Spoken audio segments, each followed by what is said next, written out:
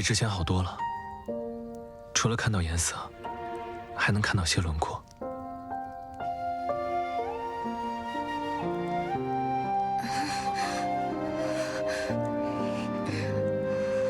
小鱼，你怎么了？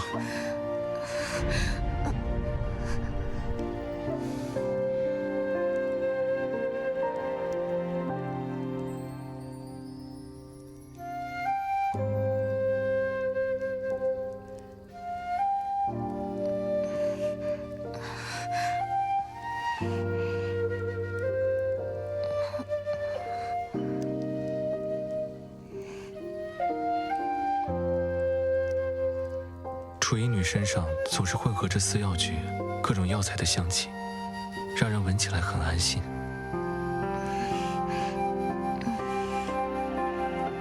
小鱼，今晚的夜色如何？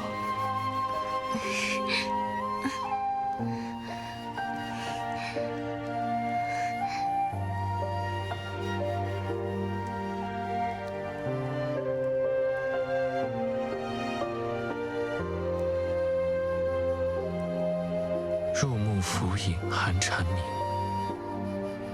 最是花月数奇异。莫天月明梦清浅，邀君共赏火流萤。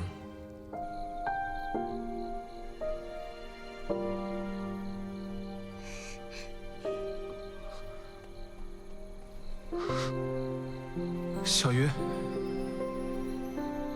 小鱼，小鱼，你在哪儿？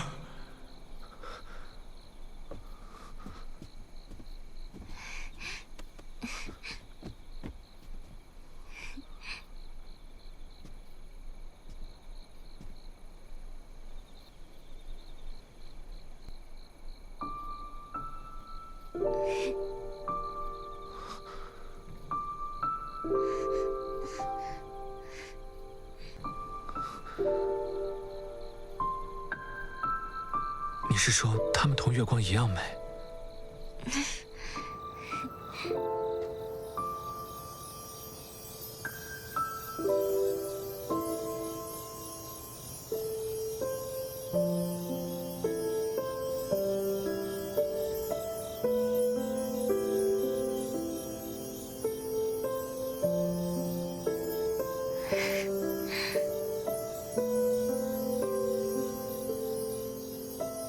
小鱼，谢谢你。自从知道了我的家人偷走了风儿小姐和月姨的人生，我就害怕见到母亲和妹妹。可她们毕竟是我的至亲，我该如何为她们赎罪？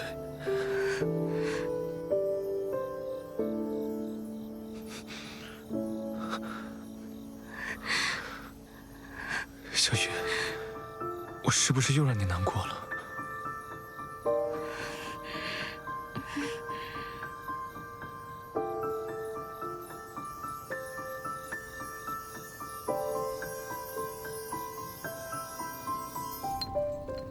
小月，你快看看，这是我今天在送来的药材里面发现的。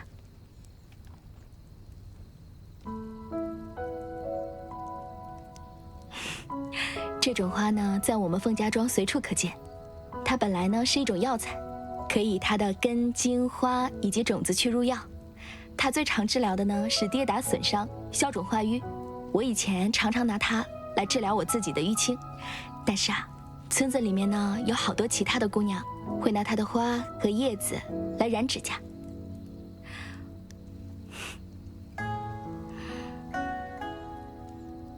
我以前常常在想，如果我也可以有一个好姐妹的话，就可以像村子里的其他女孩们一样，一边互相染着指甲，一边聊着最开心的事情，等指甲变红变漂亮。我觉得一定是老天爷听到了我的愿望，所以就把小鱼派到了我身边。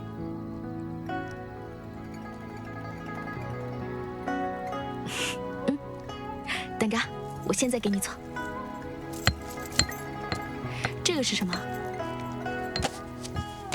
饲药局又给你安排新的事情了吗？我也可以帮你分担一点的。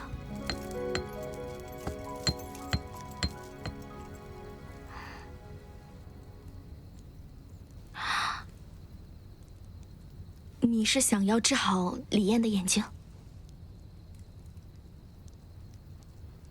可是想要治好李艳的眼睛会很辛苦的。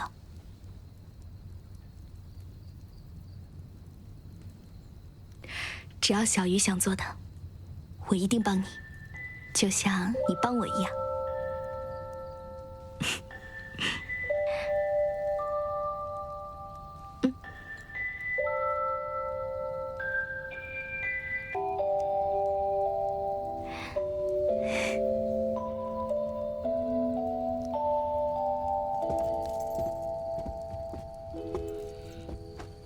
还没找到，就一眨眼的功夫，那月娘能飞了不成？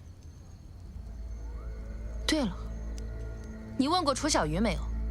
那日她不是在花园，她应该见过。郡主，我从不会让他人随意进出地牢，除非……是啊，怎么好巧不巧，就是那个贱丫头在运送尸体？好你个死小鱼，把她给我叫来！是。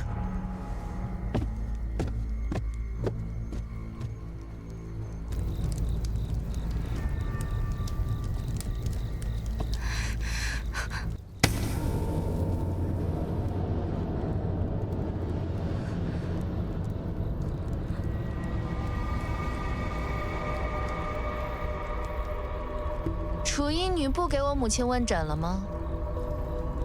我记得凤芷楼似乎很喜欢你。小鱼，你本该是我身边最忠心的一条狗。脱鞋袜，我在寝殿等你。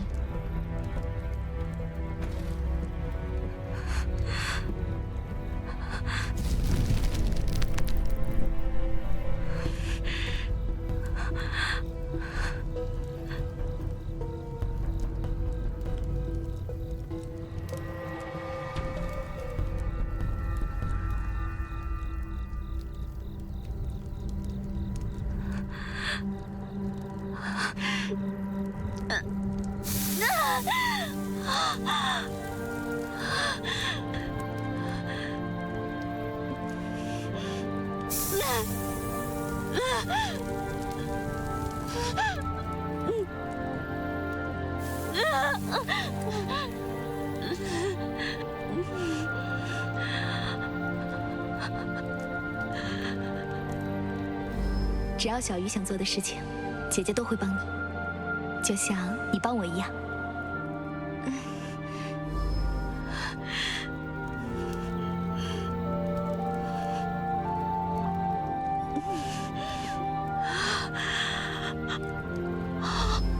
楚医女身上总是混合着饲药局各种药材的香气，让人闻起来很安心。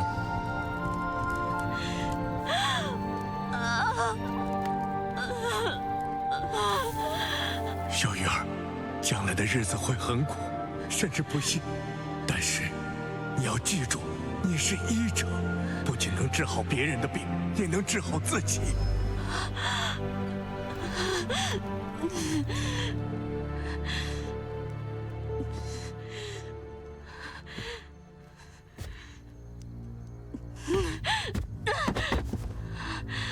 你不会真以为我会原谅背叛自己的一条狗吧？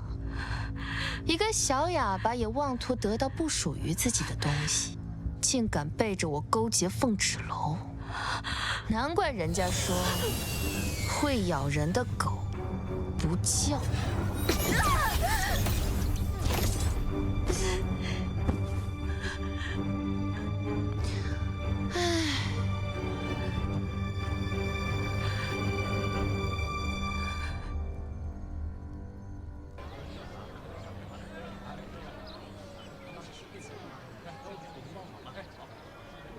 怎么了？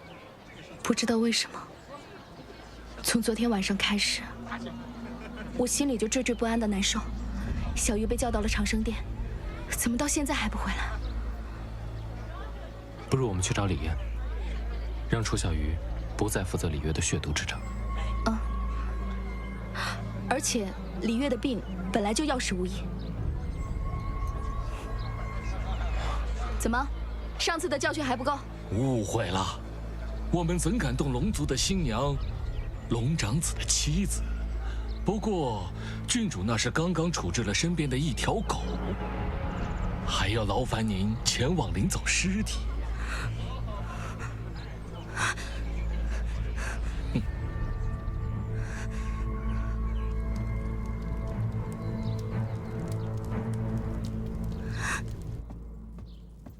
呀，来啦，快请进，顺便把你的狗东西带走。脏东西，碍眼。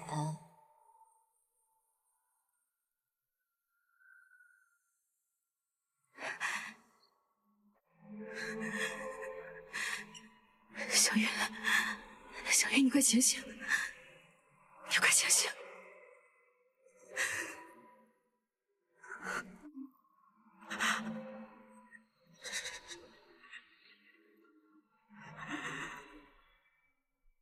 生气了？不会吧？你不会是想杀了我，给这个小哑巴报仇吧？怎么办呢？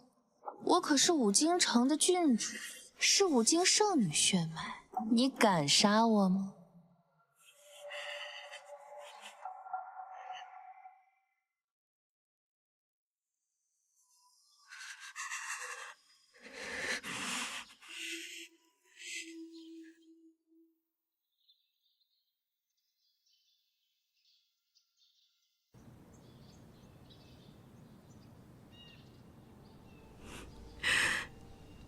小雨，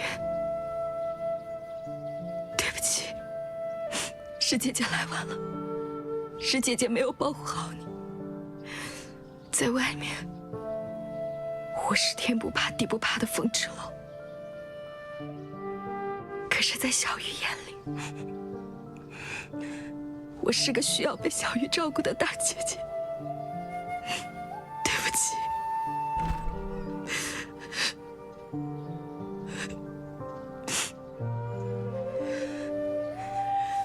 这是怎么了？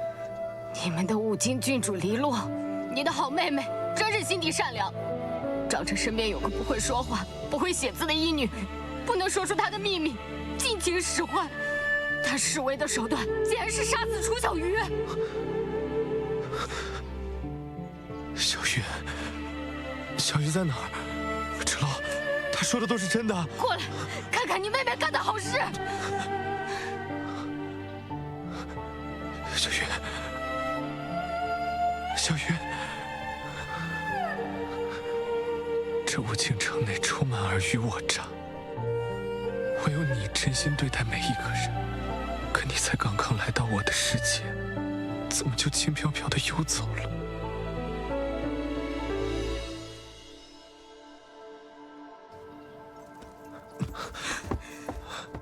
少城主，不用在这里假惺惺了。你真的关心小鱼吗？你真的心疼她吗？你在乎的只是小鱼今天为什么没有去给你看眼睛吧？你走吧。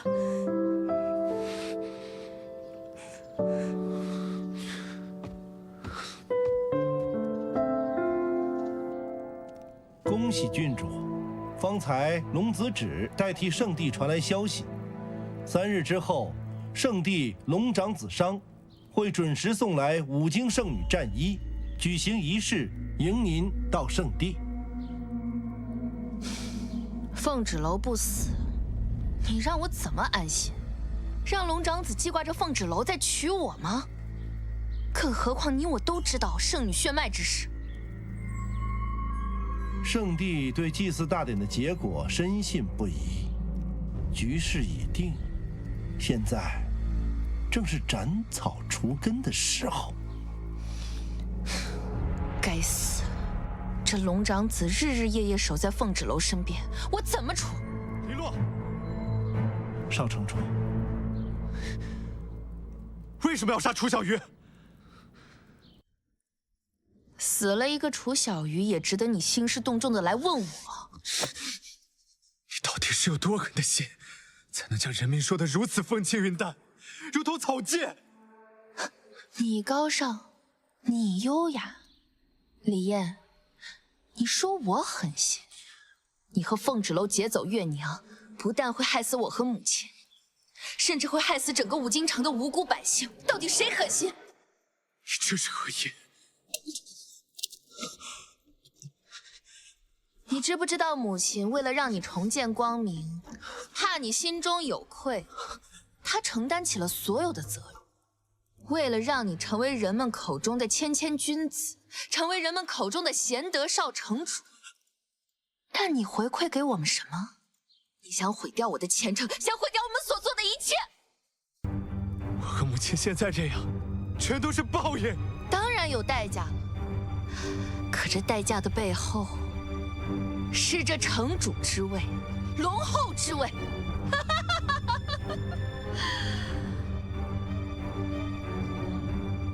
我的哥哥，你们竟如此丧心病狂！嗜血的恶魔跟魔族又有何区别？就你这样，还想嫁给龙族？小鱼每天看着你们的肮脏行径，却一句话都说不出来，无人能倾诉，无处能伸冤。小鱼是多么痛苦！我的哥哥，你就是个被母亲编织美梦的乖小孩，永远都幻想着这个世界是公平、是美好的。你应该庆幸，你现在是在我手里。要不是看在我们是血亲，我都懒得留你一条狗命。滚！我没有你这样的妹妹。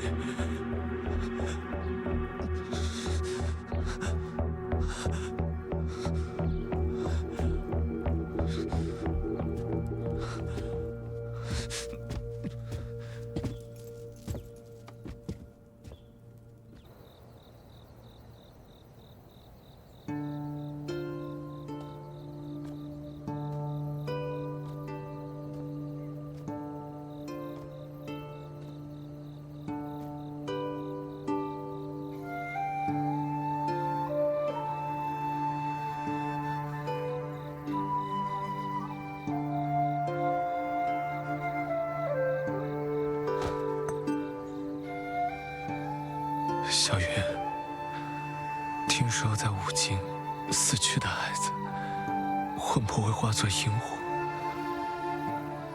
有他们陪着你，你应该就不会孤单了。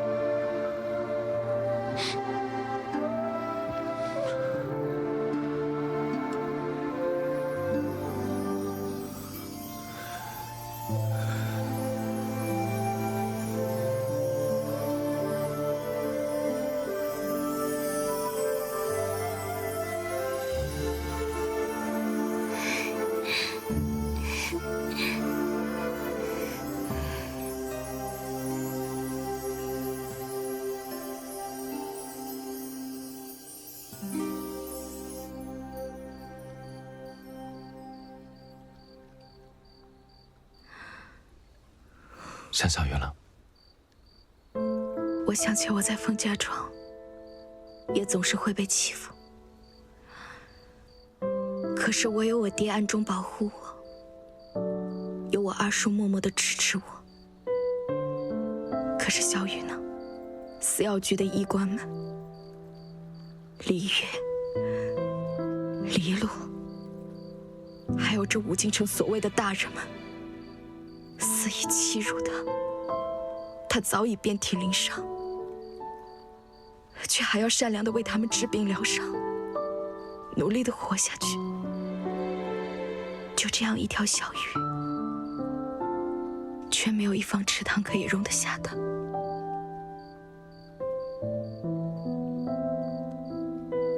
芷楼，这些都是让你变得更强大的力量，去找到更多楚小鱼，让他们找到你，庇护他们，让他们不再受欺负，给他们建造一方更大的池塘，而我会一直陪着你。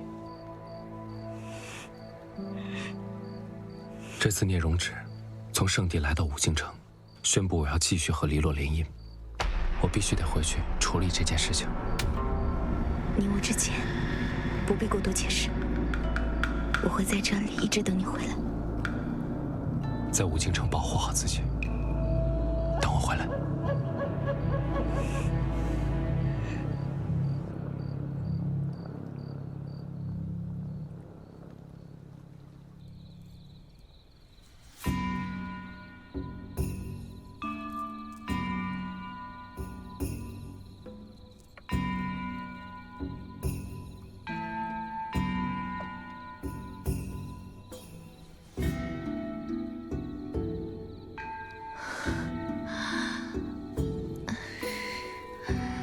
龙长子，你来了，你是后悔了？今晚的夜色如此之美，是不是衬得我更加漂亮了？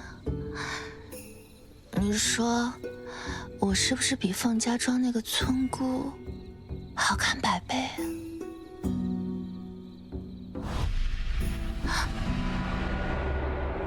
堂堂武京圣女，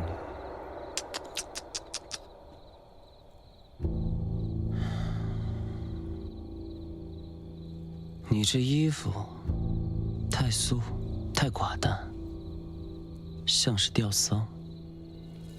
堂堂武京圣女，就应该大金大紫，才能配得上你的野心。你已替圣地传达完消息，还不快滚！怎么，我还不能顺路瞻仰一下武京圣女啊？我看啊，即便是为了龙帝之位，你也并不想讨我欢心。你应该知道，我们圣地龙子，并不是没有选择妻子的权利。即便我们的妻子不是武京圣女，也没人能够撼动我们的地位。你在嘲讽我？这是事实。没有了龙王令，你也不过是人族郡主罢了。但谁不想要龙帝龙后之位呢？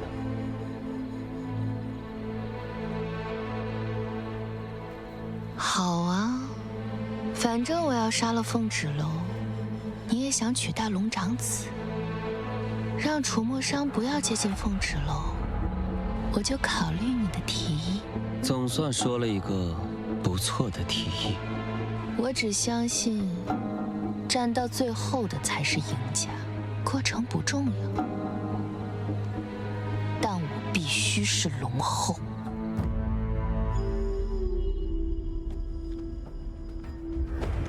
请父王收回联姻武京的旨意，你也不想看到我当众拒绝迎亲吧？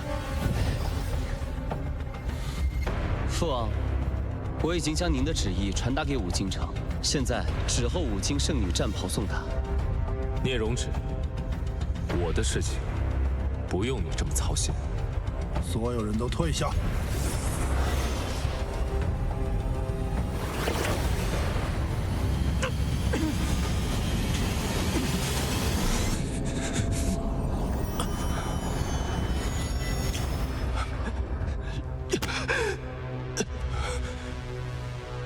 父王，您强行夺回龙珠，是要取我性命吗？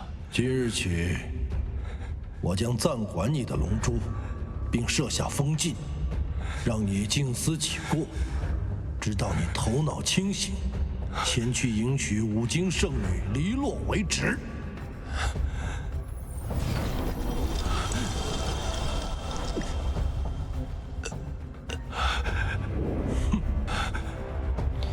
兄长，为了凤芷楼放弃龙帝之位，真的值吗？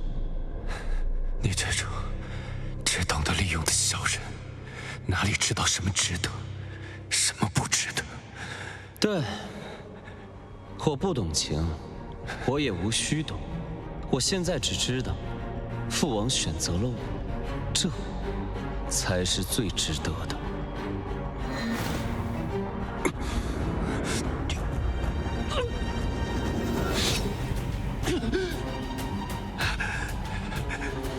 从小到大，父王怎么偏袒你，怎么忽略你，都像活生生的生把我龙鳞一般。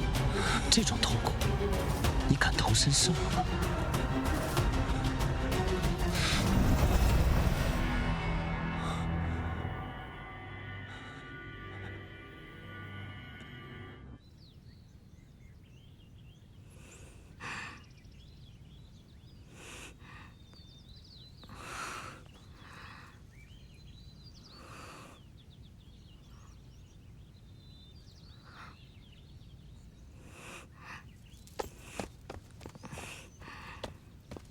姐姐，你怎么了？我也不知道我最近怎么了，就是总犯困，而且睡又睡不好，还总是做梦。可到底梦到什么，我醒了又记不得了。春困夏乏，秋无力，冬打盹儿，爱睡觉很正常啊。你说的很有道理。可是，一年四季都犯困的人，那是你吧？就一个字，懒。我，姐姐，来吃点东西吧。少主不在，我可是要替他好好照顾姐姐。哦，这个鸡腿闻着就香，姐姐来吃一个吧。姐姐，你怎么不吃啊？我好像没什么胃口。没什么胃口，要不咱们上街去玩玩？啊，走。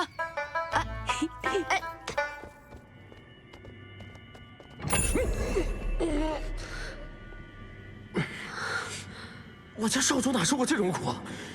我得想办法救他。救少主，就凭你，拿什么救他？拿你勇气可嘉吗？那怎么办？没用的，这是父王设下的禁制，你们解不开。少主，你受苦了。你们来的正好，我有事情交给你们。少主，你放心啊，我就算拼了我这条老命，也一定把你救出来。去五京，找芷楼。我怕聂荣芷找他麻烦，帮我照顾好他。少主都什么时候了，你还担心凤儿小姐的安危？我就你话多。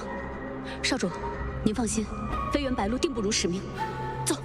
白鹿，别让芷楼担心了。明白，我们会保密。少主，圣地这里就靠您自己了。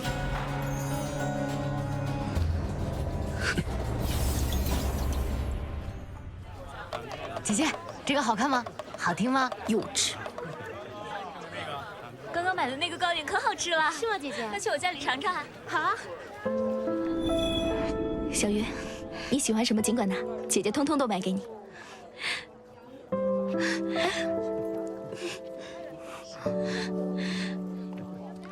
怎么哭了？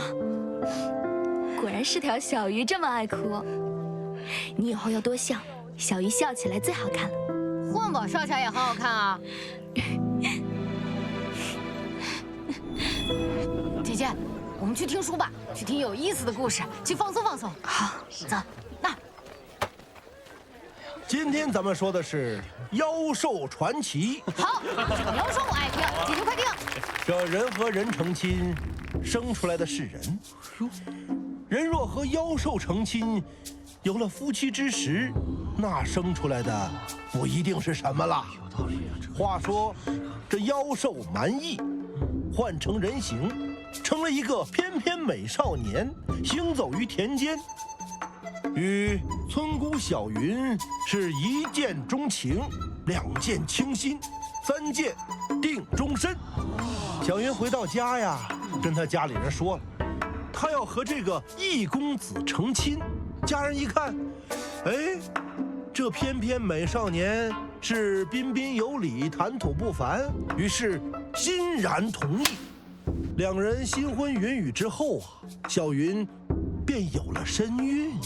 那怀孕生出来的孩子是人还是妖兽啊？这小云怀孕，自然和人族孕妇反应不一样。怎么不一样？人族孕妇他的反应是恶心、呕吐、嗜酸。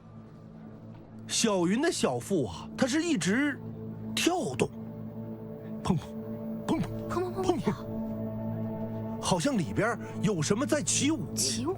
因为这妖兽怀胎，它是诞生、孵化。这么回事？姐姐，你怎么了？与我们大不相同。下次告诉我生下来是什么啊？哎，好。没有我们，坤宝也可以将凤儿小姐照顾得很好。有了这个妖胎，整日呢是不舒服。说的挺好的。跳啊！这没过几日，凤子楼呢？小云及家人瞧出了这个端倪。这与平日你们两个来长界做什么？这个那个，你说。长老，你们两个不在圣地待着，来长界做什么？活血混的好。我们来抓你们回圣地。走。哎，听见没？抓我们回圣。哎，不行啊！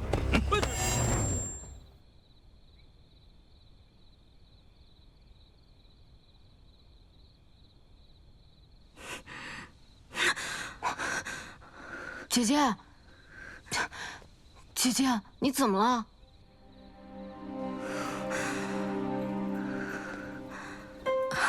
姐姐，你是不是又梦魇了？姐姐，你肚子……去看。姐姐，我想起来了，你这症状跟说的一模一样。你怀孕了？不许瞎说。有没有怀孕？找个医师看看便知。我自己就是医师，我看什么医师？你赶紧去睡觉。姐姐，你要是生个龙子跟婚宝作伴，我就有硬关系了，去圣地就能横着走了。你再敢瞎说，我……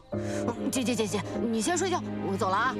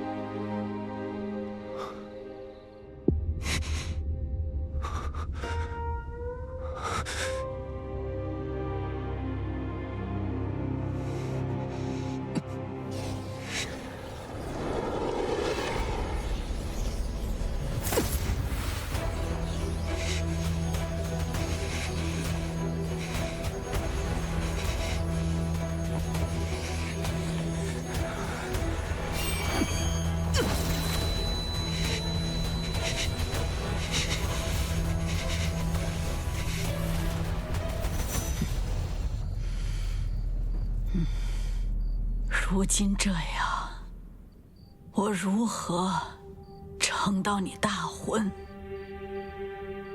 母亲，虽然龙长子公然退了与我的婚事，但圣地那边传来消息说，3日之后便会为我送来战袍。所以，你现在就想让我死？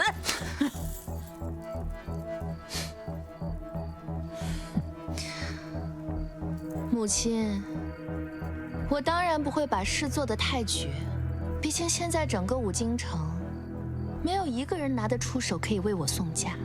想维持你的身体，抓到月娘或者凤纸楼才是最好的办法。你哥哥呢？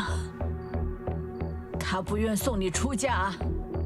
我哥，他还活着，但应该和死了没什么区别。他已经知道我们对月娘和凤纸楼所做的一切，现在对我们是恨得很。他不在我的迎亲大典上大义灭亲，我就谢天谢地了。我筹谋了这么多年，为你铺好日后在五京城的一切，没想到就这么给毁了！你真是无用啊！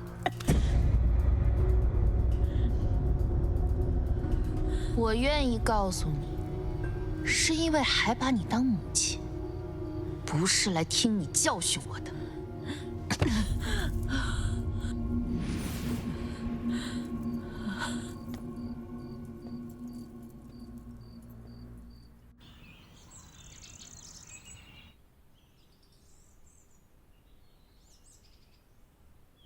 你怀孕了，娘。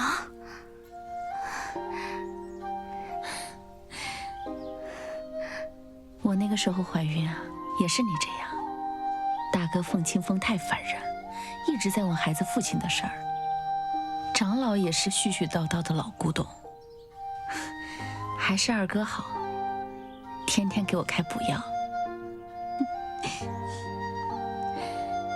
娘，你想念凤家庄吗？当然啦，武京这么多地方，最喜欢的就是凤家庄。可能是因为上古的武京圣女就是出生在凤家庄的缘故吧。或许吧，又或许是昨夜梦到了大哥凤清风，他跟我说我该醒了。娘，其实我有好多话想要问你。你当初为什么会一个人来到武京城？为什么会把我一个人抛在凤家庄？我到底是谁？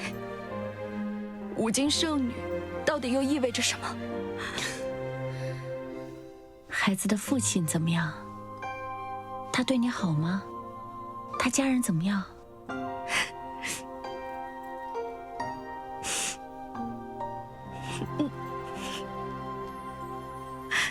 好，娘，他是一个很好的人。他是一个表面上看上去凶巴巴、很冷漠的人，可其实他心底里特别的善良，特别锄强扶弱。他把我一个人人喊打的废物，帮助我成为一个真正的强者。他总是会默默守护我的尊严，任何时候都会站在我身边。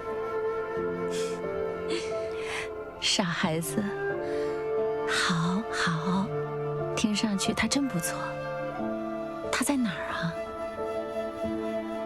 他现在有很重要的事情要去做，但是我相信他一直挂念着我们。凤家庄，凤清风，大哥，他是真的很有远见。他当时啊，就是怕我的女儿背负太多，每天抱着小小的你，对着你念叨：“小乖乖，你要是普通人就好了，就在我们凤家庄，踏踏实实，开开心心过一辈子。”凤家庄，清风大哥，真想他们。芷楼，你在吗？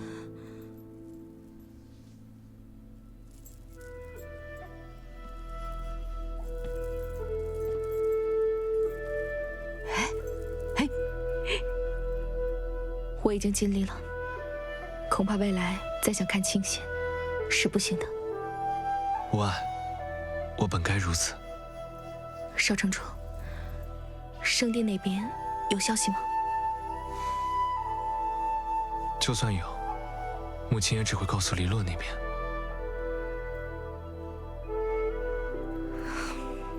芷楼，今日叫你来，并非为了直言，而是为了给你这个。